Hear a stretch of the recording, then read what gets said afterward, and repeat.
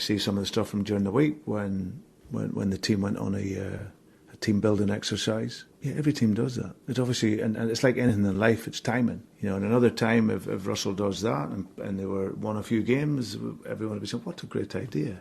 You look as a manager for blocks in your time where you can. So we had a team building exercise during the week with the players and the partners and wives and girlfriends, and it was really nice. Thankfully you guys didn't get to hear about it.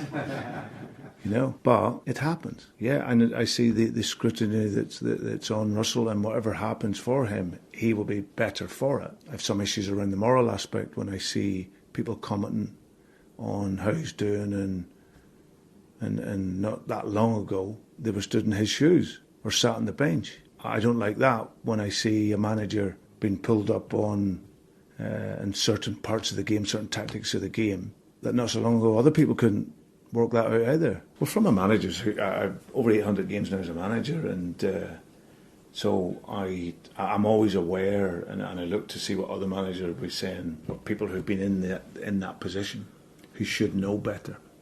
Now some will say, well, I've got to comment, I've got to, but you've walked in the shoes. There's nobody, unless you've been in the shoes of a manager or a coach, do you really, really understand what that person's going through. And if you have been in that position, then you should respect more. You know how tough it is. You know how challenging it is. You know certain things you can't change, that you can't bring out into the open. I spoke to Russell after our game when we played at Ibrox. And listen, he's a good guy. He's a good man. He's a really good servant for Scotland when he played. He had a fantastic career built around will and desire, and had a really good career. Stepped into management, has done well with the clubs that he's been at, and is now taking on, obviously, of course, an opportunity up here to try and transform Rangers. So give him room to breathe. Of course, there's always a demand.